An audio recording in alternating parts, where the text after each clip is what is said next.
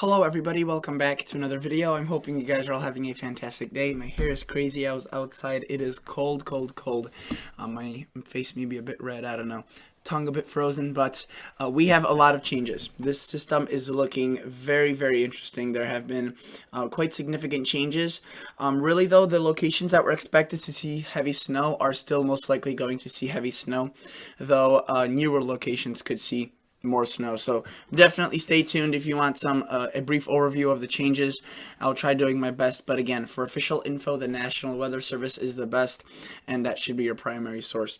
If you guys like this overview, like what I do on this channel, consider subscribing and giving this a thumbs up. And otherwise, we will get right into this. Alright, so let's start off by looking at, I'll go over as many models as I can, as that's what I always try to do. And let's start off by looking at the GFS model, Global Forecasting System. Again, as I said from the beginning, and really the trend has maintained itself, the GFS was kind of one of the poorer models for this system. It didn't really do a great job from the start, and it still lags behind any of the newer trends that appear, though it still is a good model to look at. Okay, so right now we have a snow occurring across Oklahoma and Kansas, right? That was the first phase of the system, if you recall. Now it will combine from this low pressure right here. It's really weak, you can't even see it on the map really, and this system of moisture right there. These two things will combine and ride up the East Coast and obviously produce that blockbuster system, which again is still in forecast, if not even more than from yesterday across the Northeast. Right, so let's see how much snow fell across Oklahoma, Kansas, and Texas. Taking a look at these amounts, notice that this is from 12 hours. Honestly, if you were to take a report of the last 72 hours from these locations, several locations in Kansas and Texas and Oklahoma have snow cover at historic amounts. Since this is what fell today, you can see 9 inches in Woodward. I think Woodward has received way more snow than they have had in any prior year. I'm actually interested to see, because I've just consistently see these systems pass by here. Notice 4 or 5 inches widespread. Oklahoma City got another 3 inches. Notice northwestern Kansas also got a bit, and into Nebraska. Obviously, it's not a blockbuster system here, but this was only one phase of the system, and the combination of these two, one off the coast, will make the snowfall accumulations quite a bit more dramatic across the Northeast. Okay, so with that said, let's take a look at the GFS. This is what we have as of 6 p.m. close to when I'm recording this video. Central Standard Time. Really a peaceful evening, nothing going on. The snow diminishing across Oklahoma and Kansas and the Panhandle. And we do have rain starting to pick up across Louisiana, Texas, and obviously around the southeast coast right there into Florida, just southeast of Georgia and South Carolina. Notice this system will be very, very quick. It quickly phases together. Look at that jump right there. We have at around 6 a.m. in the morning, we have snow developing. Even portions of St. Louis may get some, southern Illinois, Indiana, Ohio, getting in on that snow at around this time frame, a couple of hours prior or later. Again, the timing won't be 100%, but generally it's the track that's the main problem. Notice that what we have here is sleet developing and freezing rain, so that's definitely a concern. I think there are even winter weather advisories as far south as northern Georgia. That's not for the snow, but mainly the freezing rain. Though I wouldn't be awfully surprised if you were to see a bit of snow mixing in across even, portions of Georgia, South Carolina, the extreme northern portions. Anything else will be rain, and as the system progresses, that will continue to change over to rain. Notice that what we see is that by 12 p.m., so noon, right? Noon tomorrow, or 1 p.m. Central, or 1 p.m. Eastern, 12 p.m. Central Standard Time, so 1 p.m. for Illinois, and then, or 12 p.m. for Illinois, 1 p.m. for Indiana, and everywhere eastward. We have light snow again. The GFS not really advertising a lot of snow across Indiana and Ohio. Still a general 1 to 3 inches, but here's the big difference. Notice, if you recall, portions of Maine, Vermont, New Hampshire, they were not supposed to get snow out of the system. Now it looks as if they will, especially the southern half of those states. And even, let's just go into the models, all right? So notice that we could see also a bit of snow across Chicago. That is mainly from lake effect. Into Detroit, a bit of light snow, Cleveland, but the real deal is across the mid-Atlantic and Northeast. We start seeing rain, very heavy amounts of rain, transitioning directly over to snow. By 6 p.m., it is already snowing in New York City, and and if not, it's about to commence within, an hour of starting, most likely. Pennsylvania, look at that. Very, very heavy snow across majority of the states. Philadelphia, Trenton, New Jersey, New York City, Newark.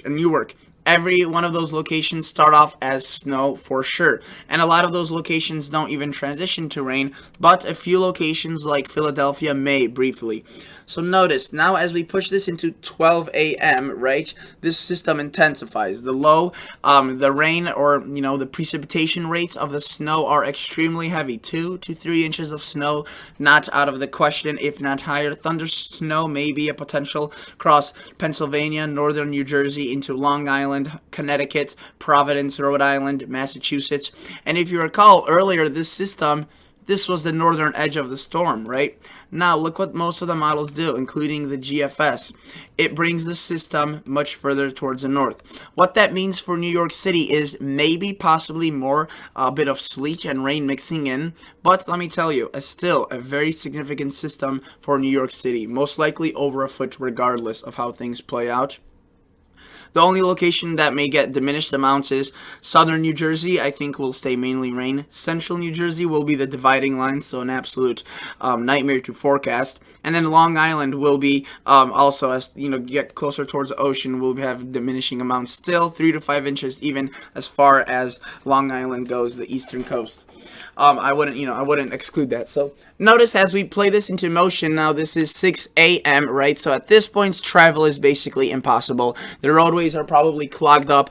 The crews will be desperately trying to keep up with the snowfall rates across New York City and the more larger metropolitan areas versus the suburbs, which will be forgotten about until obviously they have that under control.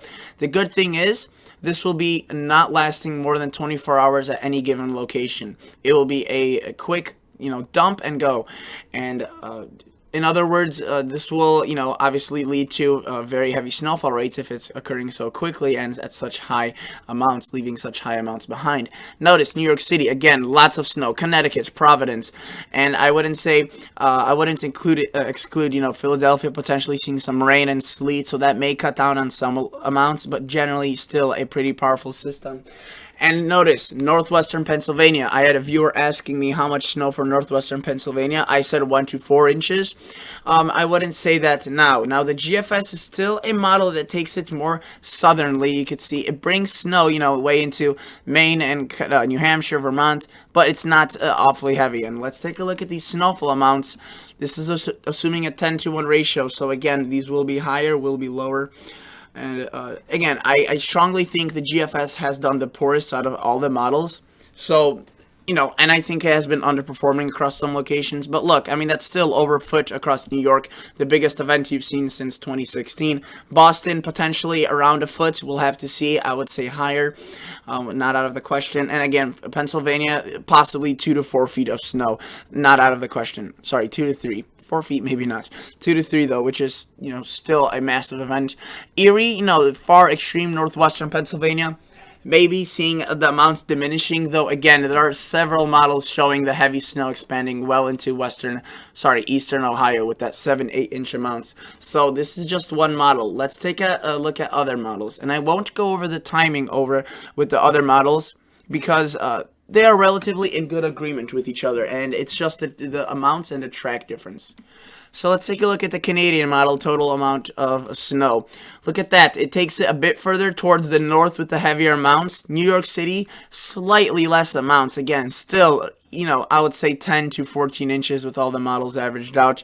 Notice southeastern Ohio seeing quite a bit more of snow. Virginia seeing quite a bit more snow. Pennsylvania seeing relatively the same with the Canadian model and into upstate New York.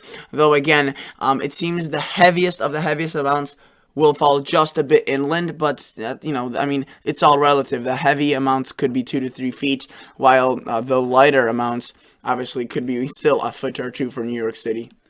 So again, don't get deceived when people say lighter amounts maybe towards the coast or anything like that. This snowstorm is absolutely giant. So lighter amounts are all relative to the very heavy amounts of snow, which will be absolutely in the extreme range, an extreme event regardless. So notice that the Canadian again paints a pretty similar image, just a bit further towards the north and west, but still keeping pretty heavy amounts across much of Philadelphia, further inland, Reading, Scranton, definitely Trenton still under that heavy snow, and obviously State College obviously seeing probably most likely the brunt, if it seems, with these latest model trends. So this is a lot of snow that's going to fall, and I do apologize if I'm a bit quick. I need to cover as much as I can because the situation is definitely something that's pretty dramatic. Alright, so let's take a look at the GFS parallel. This was the midnight model run, so a bit older than the other models I showed you. Still, notice the pockets of over 2 feet right there. I wouldn't say that's out of the question, especially since this is assuming a 10-to-1 snowfall ratio, which may be a bit higher, especially towards the northwest. Coastal areas, probably accurate. Notice it has over a foot across New York. And you may be a bit thrown off by these white colors across the Long Island indicating no snow. This is just the glitch that GFS does in coastal areas or near bodies of water. The GFS parallel doesn't fill it in with the snowfall. That doesn't mean that no snow will fall. Again, this is a model error. This is not indicating a rain-snow situation unfolding there. New York City, definitely, the southern sections may be lighter amounts, though still a relatively strong event for even the southern locations of New York City. Again, in Pennsylvania, seeing the brunt of this. New York State, say Syracuse, obviously 3 to 5 inches is possible, though this may increase, and depending on which model you look at. And for official amounts, go to the National Weather Service. I say the amounts per model based on the model, but that's obviously not what's expected. They usually, the official forecasts, snowfall forecasts, are based off many models, and these models I'm showing you right now are just the global models. If I were to show you another global model, the European model, let's see how this tracks out, just to give you a closer look, as this is, again, I said strongly, I think the best model that has handled this system. And notice that, again, these snowfall rates will be off the charts, quite literally. 4 to 5 inches of snow, and that typically does happen with nor'easters. Again, by tomorrow 6 p.m. in the evening, New York City, Long Island, seeing snow. Again, everything is starting off as snow really north of, say, southern Jersey and into southern Maryland, but this rain snow line will continue to push a bit towards the north, not significantly, but just a wee bit, and that could be enough to transition certain areas like even Philadelphia over to a brief rain mix. You could see right there kind of a slobby mixture. And again, notice northwestern Pennsylvania, upstate New York seeing loads of snow, West Virginia, northern Virginia, Boston, Massachusetts, Connecticut, Providence, and then pushing into Vermont, New Hampshire, Maine, upstate New York, and obviously Ohio still seeing pretty strong amounts with this system, even into portions of Kentucky, possibly seeing some snow. Now, notice that at the end of this system, New York and all these southern locations do transition briefly to some heavy snow, and as I mentioned at the beginning, this is a quick system. It goes out, but obviously the snowfall rates will be very intense, which possibly some may argue makes this a worse scenario. Now, let's show you what the European model shows. Again, very heavy amounts. New York City into the 15-14 inch range. Philadelphia around the 8-inch amount, which is again significant. And then towards central Pennsylvania, Pittsburgh, possibly seeing much more snowfall than right now forecasted. Could definitely get towards that 13+ inch range, that foot range. Erie, you could see 3.8, and in Columbus, I think, Columbus 2 to 3 inches. And notice Boston obviously seeing more snow, and even into portions of Maine. The European relatively slow, keeping this kind of further to the south. It's really the high res models that show more snow, and for that, let's go to the North American model, the NAM. It did a relatively good job with this system and was one of the first models to show its track further towards the north. This is what it shows. Again, it shows New York City still at a strong event, a bit lower, 7-8 inches. it shows a bit more mixing in, though Philadelphia, it shows more snow, 10 inches. And again, that's really based on the banding that could form with this system, though relatively, it's safe to say a strong event. Notice southeastern Ohio, plenty of snow, central Ohio, more snow, and that's a trend with the high-res models. More snow to the north and west, and you can see Vermont, New Hampshire, Maine, especially coastal Maine, Portland, 10 inches, Boston, over a foot of snow. And again, it seems as if the brunt of this system will fall somewhere in central Pennsylvania, with most likely at around, I would say, approaching 2 feet, if not more, for the highest locations. I wouldn't be surprised if there are some localized amounts over 3 feet of snow, especially if you apply the Kuchera amounts, which sometimes are overdone, but, sometimes are a bit more accurate. It depends. They show, you could see, again, approaching well over 2 feet across many locations, and slightly lesser amounts towards the coastal areas, as this may be falling at a slightly lower ratio than 10-1, as it's a very wet snow. But you could see it increases the amounts for, say, Erie and into upstate New York. So definitely a good event for much of the Northeast. Everybody's included, if you will. Let's take a look at the NAM 3KM, a higher resolution model of compared to the NAM 12KM. This is the Kuchera. Again, some pockets you can see 32 inches approaching 3 feet. That's not out of the question. And you could see that Jersey, again, still a relatively good event. Philadelphia, 6 inches, so a decent event, a little bit less according to the NAM 3KM. Boston, 12, over a foot, and in much of Pennsylvania, well over 2 feet of snow across some locations. And again, into southeastern Ohio, Kentucky. I will show you guys Indiana in just a bit. And let's just go over this RDPS model, which is a Canadian high-res. And notice that through this entirety of the system, it paints the heaviest band of snow through Pennsylvania, southern New York, and into Vermont, New Hampshire, and Maine, even into Portland, 20 inches right there. So again, a lot of differences, but generally safe to say a blockbuster system is on its way. Let's quickly go to the different portion of, let's just go at national view and show you that there may be a bit of snow again across Chicago, maybe into Ohio, Indiana, West Virginia, Northern Virginia. That obviously, Charleston, for example, is another city that is kind of on the cusp of heavy versus lighter amounts of snow, depending on that rain-snow transition. This is a NAM. You could see still generally 3 to 4 inches across Ohio, southern Michigan, maybe 1 to 2 inches, and even into southern Illinois.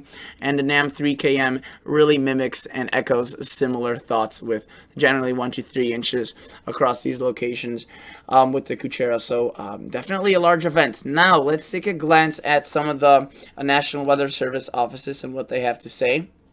And for that, I want to go. I did want to show you the radar quickly, just to show you what's going on right now. Lots of light to moderate snow occurring across Kansas, Oklahoma, but it is dwindling. Though I do want to show that with this type of storm, this really applies more for the Ohio, Indiana area rather than the Northeast. You could get especially a drier air mass, which is in place for much of the Great Lakes. You could get a area of snow that sets up, and once it does, it could kind of be stubborn to release itself, and that may not be forecasted. While, that won't really turn an event into a 12-inch blockbuster. For example, look at Duluth. They're seeing moderate snow right now across much of the location, and all they were given was a chance of flurries. And you could see that the forecast for today was just cloudy, or at least it was when I checked a few minutes ago, unless they updated it. Yeah, no, mostly cloudy, but they have light snow. I wouldn't be surprised if they even could pick up a few inches. So definitely a bit of a upset, if you will, with more snow on the way for those locations. And that may happen for certain random locations across, say, even southern Illinois, maybe southern Missouri. That's always a possibility. Now, let's take a glance at the Northeast. Let's take a look at New York. Or this is the New Jersey Office of Weather. Again, winter storm warnings for Philadelphia, New Jersey, northern New Jersey, I should say. And look at these amounts. Again, pretty sharp cutoff. 6 to 8 Philadelphia, very sharp gradient. 8 to 12, 12 to 18, 18 to 24 across, say, Allentown, Reading. Very, very high amounts. So we'll have to see. And again, they're showing that there could even be some more snow across these locations, depending on how this system wraps up its final, if you will, moments. Now let's go back and look at some other offices. So looking at this greater view of all America, the United States, notice we just have a whole area of watches and warnings. and advisories on coastal flood watches, even probably some blizzard warnings may be issued. We'll have to see. Looking at the New York office and seeing what they have to say, notice the amounts are, again, still pretty high. They're going with 14 inches, 15, 16, pretty widespread.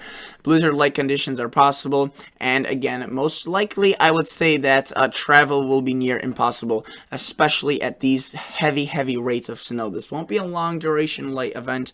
This will be heavy and quick, leading to potentially very danger. So this is central Pennsylvania, and this is where the heart of the storm may end up.